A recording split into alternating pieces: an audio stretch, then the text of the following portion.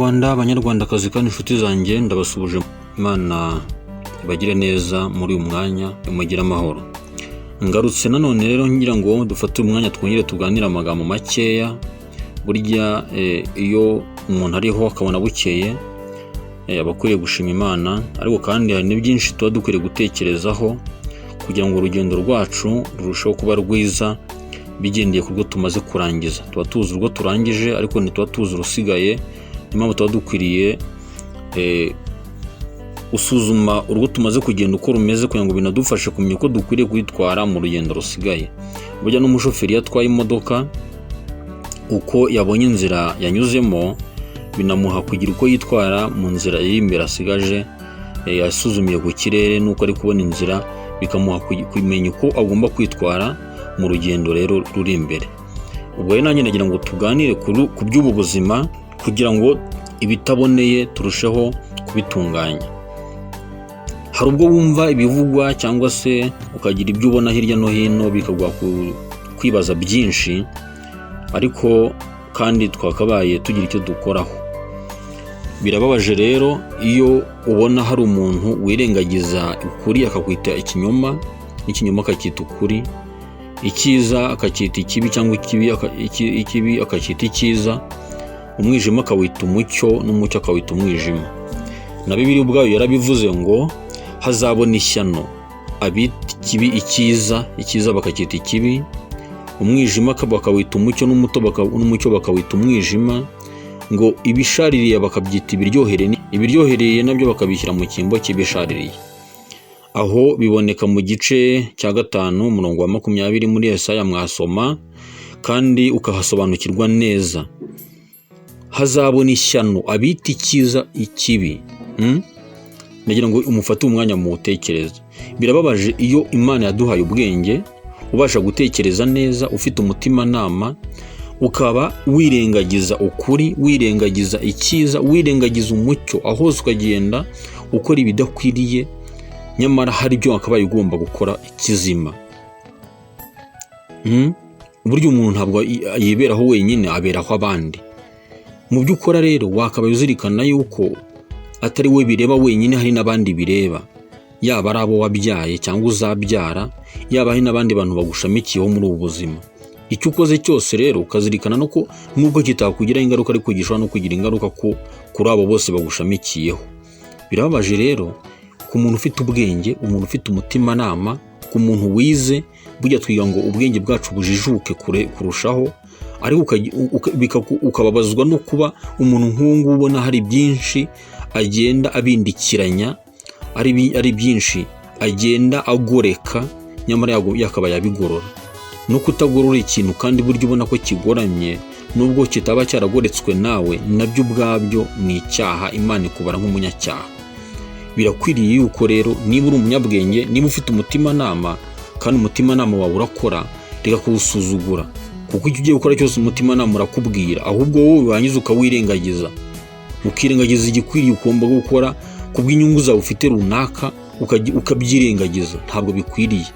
Yaba hari imbaraga runaka wishingikirije z'umuntu, ukwiye no kuzirikana ngo mba ese izi imbaraga nzazihorana. Ese uwo muntu wishingikirije aba yagiye imbere yawe, ubuzima bwaho bwa nyuma bwagenda gute? Ibyo nabyo ukabyibaza. Ntabwo ari byiza yuko umuntu mukuru ufite ubwenge, umuntu w'umugabo, umuntu wize, waba warize utarize, icy'ingenzi ni uko ufite umutima nama, kubona ikibi ukacyita icyiza, n'icyiza ukacyita ikibi, umucyo ukawita umwijima, ubizi neza, ubishaka wanabigambiriye. Igihe kizabikubaza, Imana izabikubaza, kandi bizakugiraho ingaruka. Ntabwo ari byiza yuko rero hari igihe cyazagera iminsi igakuryoza ibyo utakoze wakabaye warakoze, kandi ufitiye n'ubushobozi. Ni byiza yuko uyu mwanya ucyumva izi nama n'iy'imbuzi, ukwiriye kugira ibyo uhindura muri wowe. Hari byinshi ubindikiranya, hari byinshi ugoreka nkana ubishaka wanabigambiriye, ariko zirikana ko igihe kizabikwishyuza, kizabikuryoza, nibura usubiza agatima impembero, ugira ibyo ugorora, kandi ubifitiye ubushobozi. Imana yaguhaye ubwenge, yaguhaye umutima nama. Nibyo bintu bikuru Imana yaduhaye kurenza ibindi biremwa byose. Fata igihe cyawe, wongere utekereze neza, wibaze niba ibyo urimo, ibyo uri gukora ari ibintu bifitiye abandi akamaro. Unibaze rega niba ubuzima urimo ubu ngubu, igihe wazaba urangije wazagenda abantu bibaza niba utagiye uri ruvumwa, kuko bitaba akayandirimbo ngo mbese ngo kugiye inkuru usize imusozi ni nkuru ki. Ntabwo usize abantu bakuvumira kugahera bati iyo aba yagendaga buheriheri.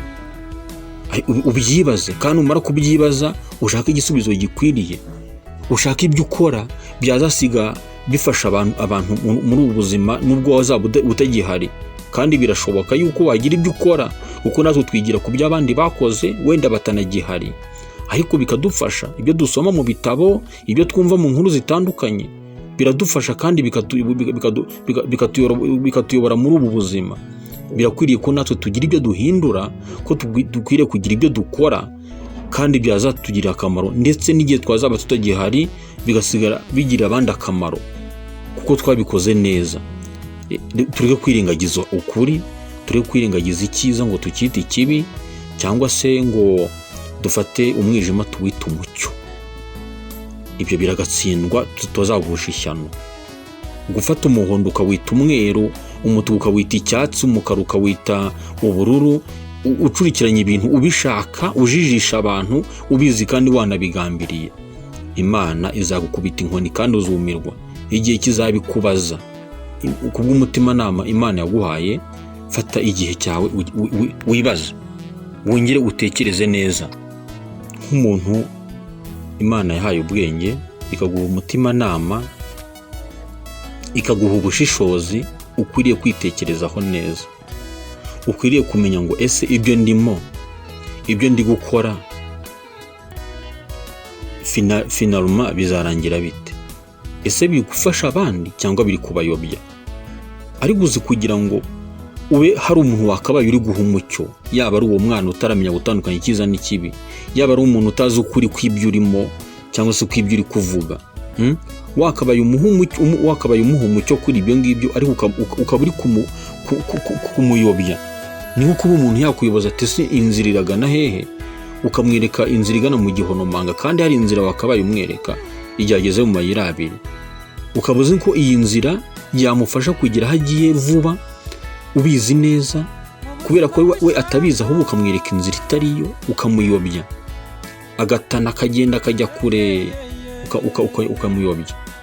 Wibaza ngo ese ari njye ubikorewe ibyo ngibyo byagenda bite?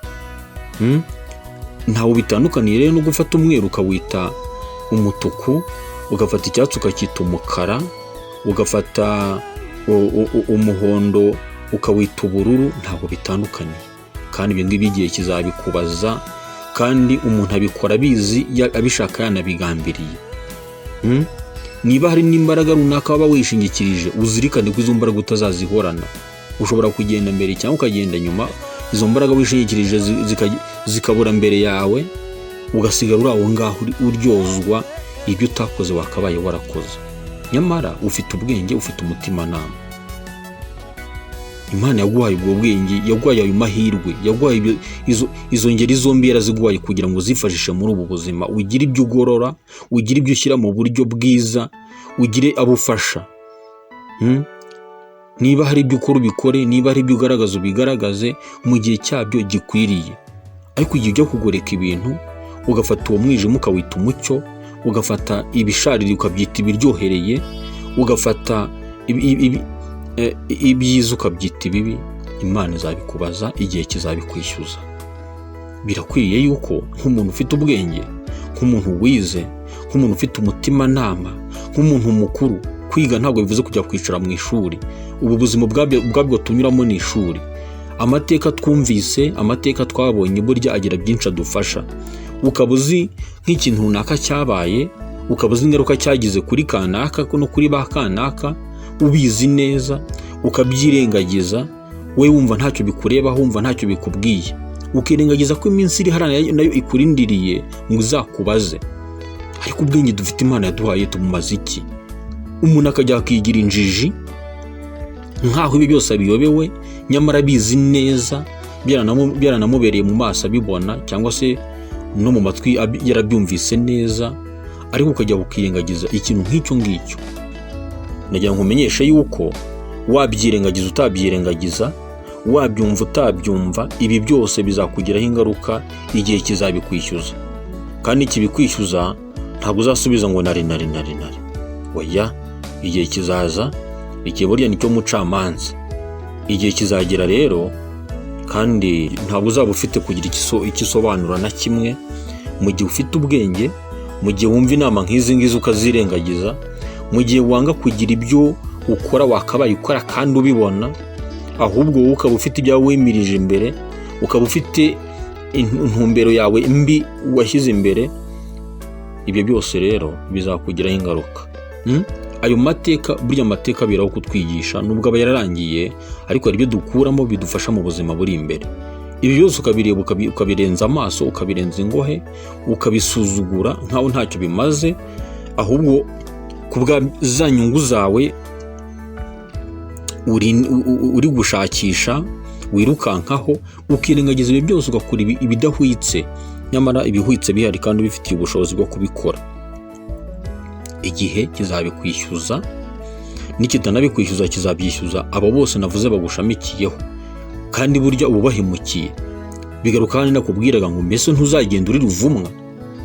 Abo usize imusozi, yaba ari abo bagukomokaho, cyangwa se uwo muryango wawe, cyangwa se n'abandi wakabaye warabereye icyitegererezo, bagasigara bakuvuma, bakagenda bakwita ruvumwa, nyamara waragize igihe cyiza cyo kuba wari kugira byinshi ukosora muri ubu buzima, yaba ari byo wagorora nubwo byaba bitaragoretswe nawe, ariko ufite ubushobozi n'imbaraga zo kubigorora, kuko ibyo nabyo biri mu nshingano zacu.